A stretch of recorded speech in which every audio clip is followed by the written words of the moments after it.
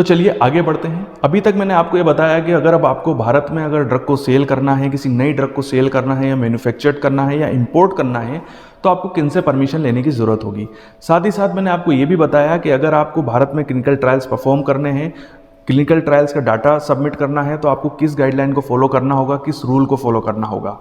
अब हम ये बात करते हैं, और ये काफ़ी कन्फ्यूज़न रहता है स्टूडेंट्स के अंदर कि भारत के अंदर अगर कोई भी कंपनी कोई नई ड्रग बनाना चाहती है या सेल करना चाहती है, तो उनको किन किन गाइडलाइंस, रूल, रेगुलेशंस को फॉलो करना होता है, उसके बारे में थोड़ा सा बताइए सर। तो टोटल यहाँ पर 7 तरह की गाइडलाइंस हैं, या कह सकता हूँ कि रूल्स रेगुलेशंस है, जिनको हमको फॉलो करना होता है। हमको मतलब उन कंपनियों को जो कि भारत में किसी नई ड्रग को सेल करना चाहती हैं या किसी भी ड्रग को सेल करना चाहती हैं, उनको टोटल 7 तरह की गाइडलाइंस को फॉलो करना होता है।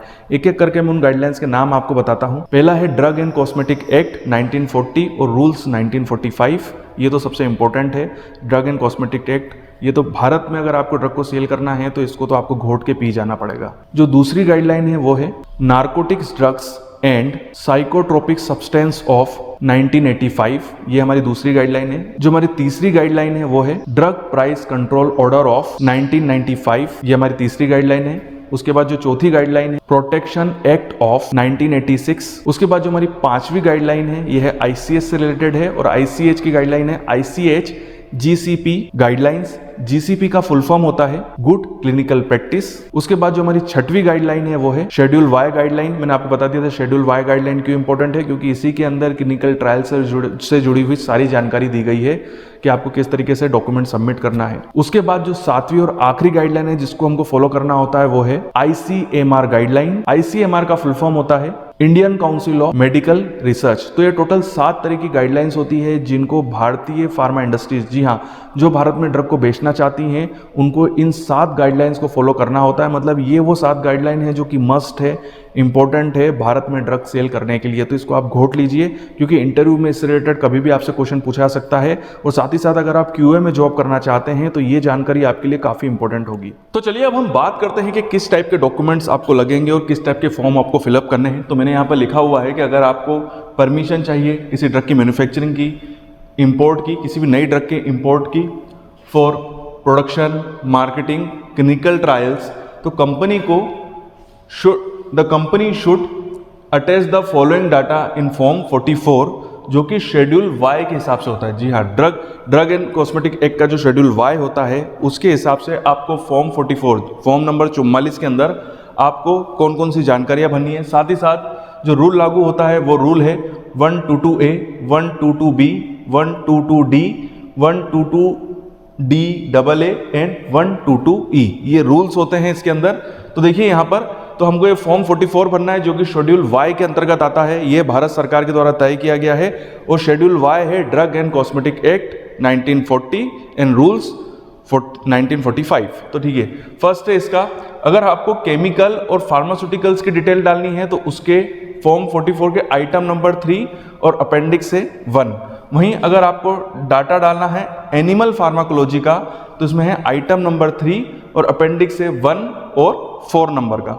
वहीं अगर आपको इंफॉर्मेशन देनी है action taken for general pharmacology तो इसमें 2 आइटम है, आइटम नंबर 3.3 जो कि अपेंडिक्स 1 के अंतर्गत आता है, और एक है आइटम 1.2 जो कि अपेंडिक्स 4 के अंतर्गत आता है।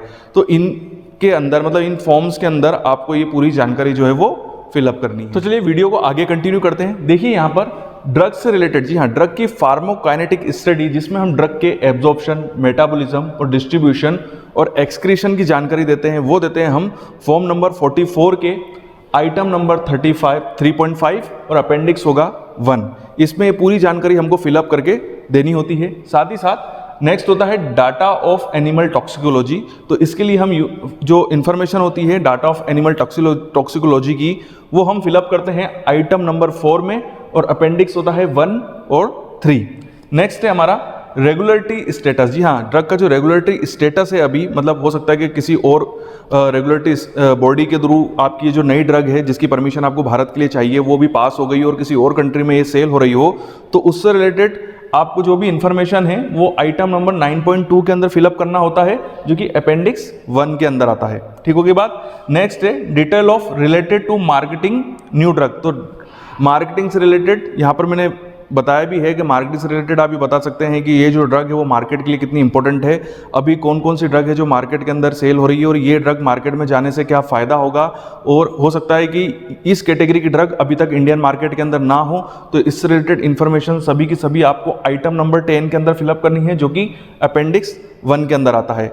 वहीं अगर हम बात करें, नेक्स्ट पॉइंट है हमारा protocol and methods involve for testing of quality. तो क्वालिटी से रिलेटेड जो टेस्टिंग प्रोसीजर आपने डेवलप किए हैं इस पर्टिकुलर ड्रग के, R&D ने जो डेवलप किए हैं उनका पूरा प्रोसीजर सिस्टमेटिक वे में, उनके रिजल्ट्स भी इसके अंदर आपको लिखने होंगे, डॉक्यूमेंट्स लगाने होंगे, और यहाँ पर आपको आइटम नंबर 11 के अंदर ये फिलअप करना है जो कि अपेंडिक्स 1 का पार्ट होता है। तो इस तरीके से ये सारी जानकारियाँ फिलअप करके आपको DCGI की परमिशन के लिए ये सबमिट करनी होती है।